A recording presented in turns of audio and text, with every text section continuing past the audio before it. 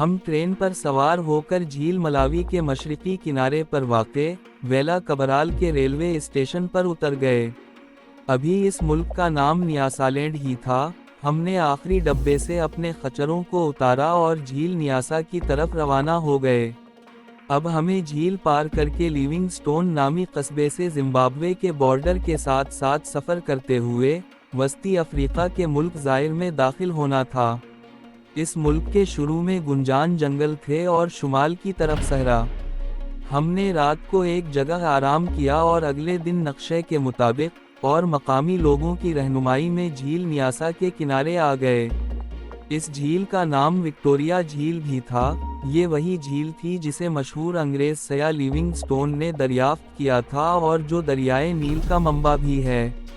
میں جانتا ہوں کہ آپ اس تمہید سے ضرور بور ہو رہے ہوں گے، لیکن کیا کریں، آگے آپ کی دلچسپی کی اتنی باتیں اور واقعات آنے والے ہیں کہ آپ ششتر ہو کر رہ جائیں گے۔ یہ تفصیلات میرے سفر نامے کی تکمیل کے لیے ضروری ہیں۔ جھیل وکٹوریا بہت بڑی تھی، اسے دیکھ کر خدا کی شان یاد آ گئی۔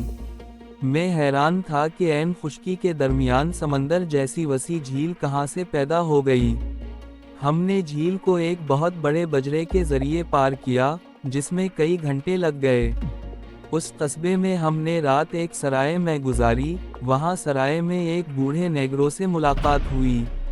اس نے ہمیں مشورہ دیا کہ زائر جانے کی بجائے وہیں سے اوپر تنزانیہ سے ہوتے ہوئے نیروبی پہنچنے کی کوشش کرنی چاہیے، کیونکہ زائر کے راستے میں ایسے گنجان جنگل ہیں جہاں آج تک کوئی انسان نہیں گیا اور جہاں بڑے وحشی جنگلی قبیلے آباد ہیں۔ کارلو مجھے ایک طرف لے گیا اور کہنے لگا، نیروبی کینیا میں ہے اور وہاں انگریزوں کی حکومت ہے اور میری اطلاع کے مطابق جنگ ہو رہی ہے۔ ہمیں وہاں پہنچتے ہی پکڑ لیا جائے گا۔ میں نے اندازہ لگا لیا تھا کہ کارلو انگریزی علاقے کی طرف جاتے ہوئے گھبرا رہا تھا۔ اس کی کوئی وجہ ضرور تھی جو مجھے معلوم نہیں تھی۔ ہو سکتا ہے وہ کوئی مفرور قاتل ہو۔ بہرحال میں کارلو کے رحم و کرم پر تھا اور اکیلا کوئی فیصلہ نہیں کر سکتا تھا۔ مجھے لا محالہ کارلو کے پروگرام کے مطابق ہی سفر کرنا تھا۔ چنانچہ ہم نیروبی کی سمت جانے کی بجائے لیونگ سٹون سے زائر کی طرف روانہ ہو گئے۔ ہم بارڈر سے ذرا ہٹ کر ایک علاقے سے گزر رہے تھے۔ راستے میں ایک دریا آ گیا جس کا پاٹ زیادہ چوڑا نہیں تھا، مگر پانی گدلا اور تیز تھا۔ یہاں ایک ملا نے اپنی کشتی پر ہمیں دریا پار کرایا اور ہمیں گھنے جنگل کے راستے سفر کرنے کی بجائے مشورہ دیا کہ ہم دریا کے کنارے کنارے اوپر کی طرف جائیں۔ مگر کارلو نے پھر وہی ضد کی کہ اس طرح سفر لمبا ہو جائے گا اور ہم جنگلی علاقے میں دیر سے پہنچیں گے۔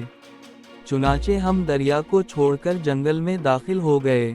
ہم نے کھانے پینے کی کافی چیزیں اپنے ساتھ رکھی ہوئی تھیں اور خچر برابر ہمارا ساتھ دے رہے تھے۔ 2 دن تک ہم براعظم افریقہ کے ان گھنے وسطی جنگلوں میں سفر کرتے رہے۔ راستے میں ہم نے کئی سانپ مارے اور ایک شیر کو بھی زخمی کیا۔ ابھی تک ہمیں کسی وحشی قبیلے کے لوگ نہیں ملے تھے۔ تیسرے دن ہم خچروں سے اتر کر جنگل کی دشوار گزار جھاڑیوں کو کاٹتے ہوئے قدم بقدم آگے بڑھ رہے تھے کہ ہمیں اپنے بائیں جانب مہاگنی کے سیاہ کالے اور گنجان درختوں کے درمیان ایک چھوٹی سی کچی سڑک نظر پڑی۔ ہم جلدی سے وہاں آئے اور سڑک کو غور سے دیکھنے لگے۔ میں نے کہا، خدا کا شکر ہے سڑک تو آئی، اب ہم خچروں پر بیٹھ کر سفر کر سکیں گے۔ مگر کارلو خوش ہونے کی بجائے کچھ پریشان سا ہو گیا تھا۔ وہ سڑک پر ایک جگہ گہرے دھبے کو جھک کر غور سے دیکھ رہا تھا۔ میری طرف اشارہ کر کے بولا، یہ ڈیزل کا نشان ہے۔ میں نے کہا، کوئی شکاری ادھر سے جیپ پر گزرا ہوگا۔ کارلو نے نفی میں سر ہلا کر بولا، نہیں، یہ ٹرک کے پہیوں کے نشان ہیں۔ ابھی ہم ان نشانوں کا معائنہ ہی کر رہے تھے کہ پیچھے سے کسی ٹرک کے انجن کی آواز سنائی دی۔ کارلو میرا بازو پکڑ کر مجھے کھینچتا ہوا درختوں کے پیچھے لے گیا، جہاں ہمارے خچر بھی جھاڑیوں کے پتے کھا رہے تھے۔ ہماری آنکھیں سڑک پر لگی تھیں اور ٹرک کی آواز قریب آ رہی تھی۔ پھر ہم نے دیکھا کہ ایک بڑا سا ٹرک جس کی چھت نہیں تھی سڑک پر نمودار ہوا۔ उसे एक गोरे रंग का मूंछों वाला आदमी चला रहा था और उसने सर पर शेर की खाल का हेड पहन रखा था। ट्रक में 15-20 हबशी इस हालत में बैठे थे कि गोरे रंग के आदमी राइफलें हाथों में लिए उनके सरों पर खड़े थे। ट्रक गुजर गया तो कार्लो किसी गहरी सोच में गुम हो गया और फिर मेरी तरफ देखकर बोला, हम एक ऐसे जराइम पेशा लोगों के इलाके में आ गए हैं जो आदमखोर जंगलियों से ज्यादा खूंखार हैं। मैं उसका मुंह तकने लगा कि ये किस नई मुसीबत का सामना हो गया। अचानक कार्लो तेजी से उठा और उस सिमट गया जहां से कुछ देर पहले एक ट्रक गुजरा था। वो जल्द ही वापस आकर बैठ गया और अपनी चमकीली आंखों से आसपास के माहौल का गहरा जायजा लेने लगा। मेरे एक इस्तिफसार पर उसने कहा, मैंने सुन रखा है कि अफ्रीका के जंगलात में कहीं कहीं जराइम पेशा गोरी गैंगों ने अपने गैर कानूनी अड्डे बना रखे हैं। वो यहाँ लोगों को अगवा करके लाते हैं, फिर या तो भारी तावान लेकर आज़ाद करते हैं या हलाक कर डालते हैं। उन्होंने कई मकामी लोगों को ज़बरदस्ती गुलाम भी बना रखा है। मेरा ख्याल है कि हम गलती से उसी तरह के किसी खतरनाक इलाके में आ निकले हैं। हमें फौरन यहाँ से वापस मुड़ जाना चाहिए। मैंने परेशान होकर अपनी राय दी। कार्लो ने इस बात में सर हिलाया, मैं भी यही सोच रहा हूँ। इसके बाद हम दोनों ने उसी रास्ते पर वापस जाना शुरू कर दिया जहाँ से चलकर हम इस घने इलाके में आए थे। हमने अभी थोड़ा ही फासिला तय किया था कि मशीन गन की आवाज़ गूंजी। गोलियों की बौछार से दरख्तों की टहनियाँ टूटकर हम पर गिरीं और हम फौरन जमीन पर पैट के बल लेट गए और कुहनियों के सहारे रेंगने लगे। कार्लो ने अपना रिवॉल्वर निकाल लिया और मशीन गन का एक और लंबा बर्स्ट फायर हुआ। गोलियां हमारे बिल्कुल करीब दाएं बाएं आकर लगीं। कार्लो ने घुटनों के बल होकर पीछे की तरफ 2-4 जवाबी फायर किए, मगर हम पूरी तरह जराइम पेशा गिरोह के नरगे में आ चुके थे। 6-7 गोरे बरेन गने ताने झाड़ियों के पीछे से नमूदार हुए और हमें हाथ उठाने का हुक्म दिया। उन सब के सरों पर चीते की खाल के शिकारी हेड थे और कमर के साथ बड़े छुरे लटक रहे थे। तकरीबन सभी की घनी मूछें थीं। चूंकि मेरे पास कोई हथियार नहीं था और कार्लो ने अपना रिवॉल्वर फेंक दिया, इसलिए हमने फौरन हाथ ऊपर उठा लिए। उसी वक्त हमारे हाथ पीछे बांध दिए गए और हमें जंगल में एक सिमट धकेला जाने लगा। कुछ दूर चलने के बाद हमने छोटे छोटे टीले अबूर किए। वहां जंगल में एक कच्ची सड़क पर एक जीप खड़ी थी। हमारी आंखों पर पट्टी बांधी गई और हमें जीप में बिठा दिया गया और जीप एक ना मालूम मंजिल की तरफ रवाना हो गई। जंगल के कई मोड़ घूमने के बाद जब जीप एक जगह रुकी और हमारी आंखों से पट्टी उतारी गई, तो मैंने देखा कि जीप एक ऊंची खारदार दीवार के सामने गेट के पास खड़ी थी। अंदर एक बहुत बड़ा अहाता था जहां दरख्तों में जगह जगह झोंपड़े और लकड़ी के कैबिन बने हुए थे। उनके बाहर कुछ हबशी गुलाम काम कर रहे थे, जिनके पैरों में लोहे के मोटे मोटे कड़े पड़े थे।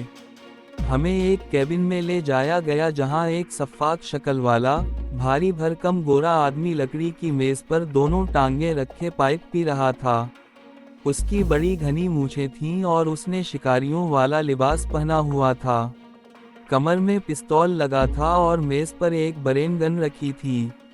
उसने हमें घूर कर देखा। हमारी तलाशी पहले ही ली जा चुकी थी और हमारे पास मौजूद थोड़ा बहुत असलहा और नकदी वो पहले ही ले चुके थे।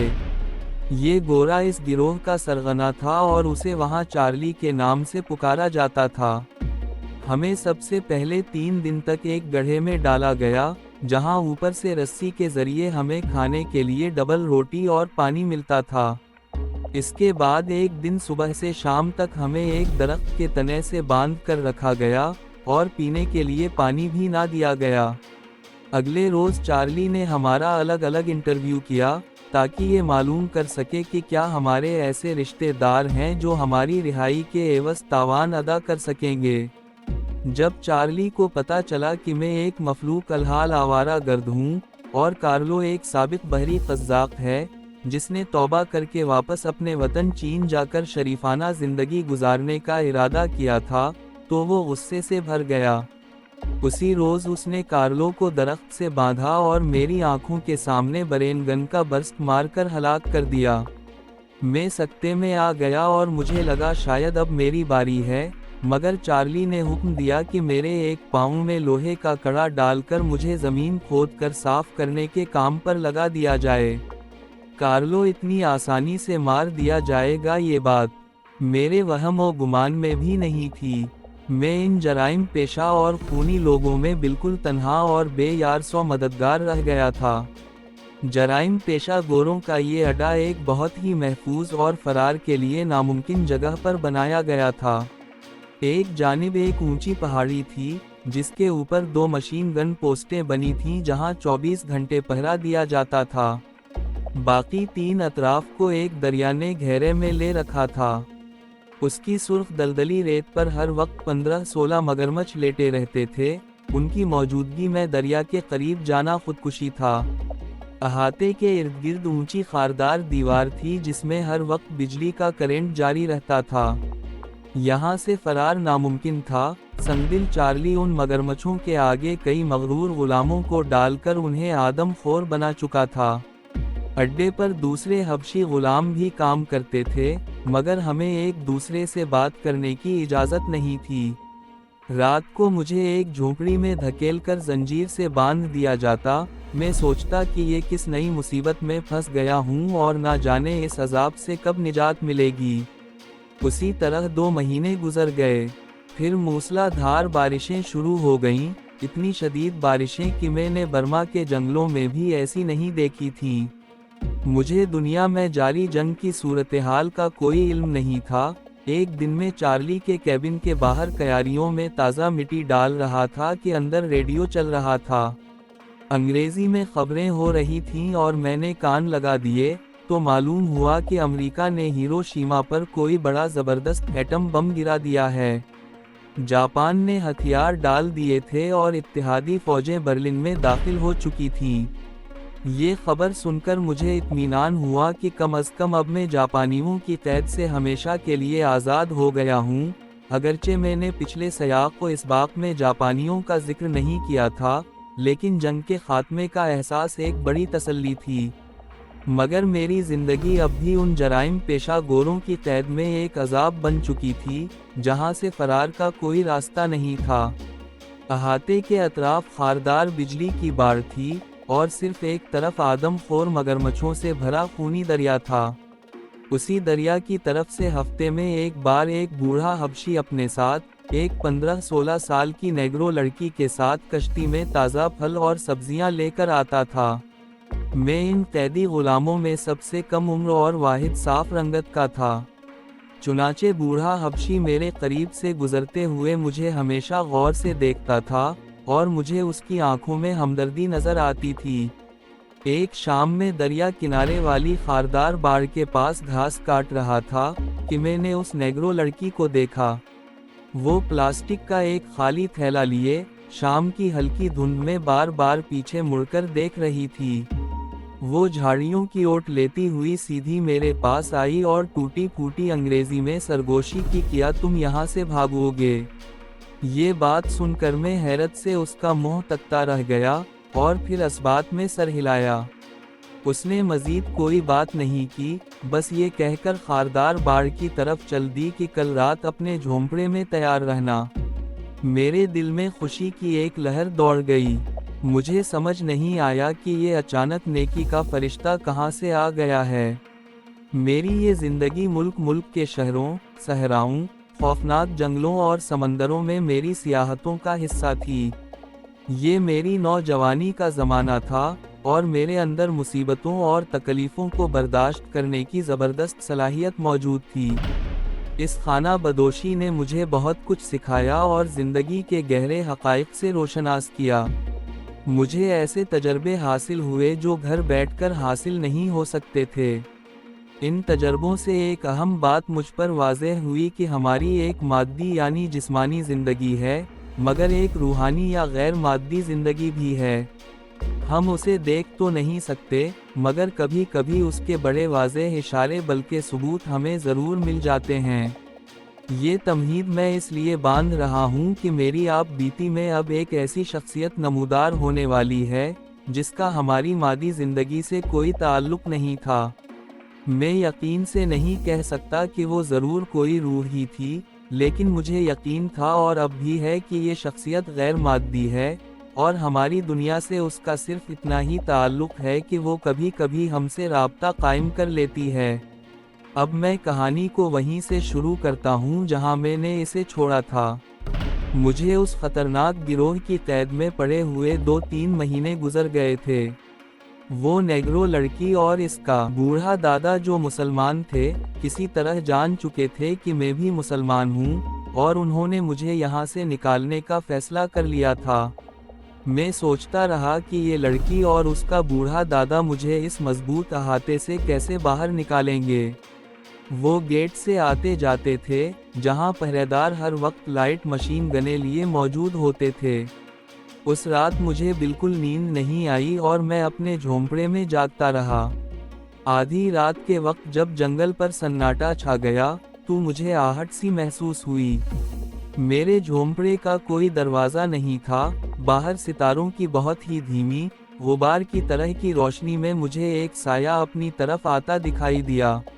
یہ وہی نیگرو لڑکی تھی، اس نے دھیمی آواز میں کہا، میرے ساتھ آؤ۔ وہ مجھے احاطے کی جنوبی دیوار کی طرف لے گئی، جہاں خاردار باڑ کے قریب اس نے گھاس کا ایک ڈھیر ہٹایا، پھر جھک کر مٹی ہٹانے لگی۔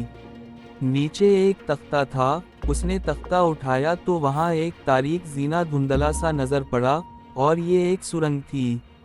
لڑکی مجھے اس سرنگ میں سے گزار کر دریا کنارے لے آئی، جہاں کشتی میں اس کا بوڑھا دادا تیار بیٹھا تھا۔ میں جلدی سے کشتی میں سوار ہو گیا۔ اسی لمحے 2 مگرمچھ کنارے سے لپک کر کشتی کی طرف بڑھے۔ بوڑھے نیگرو نے فوراً ٹین کے ڈبے میں بھرا ہوا کوئی تیل دریا میں انڈیل دیا، جس کی ناگوار تیز بو کی وجہ سے مگرمچھ تیزی سے واپس بھاگ گئے۔ ہم دریا کے دوسرے کنارے پر پہنچے ہی تھے کہ جرائم پیشہ مجرموں کے احاطے میں الارم چیخ اٹھا۔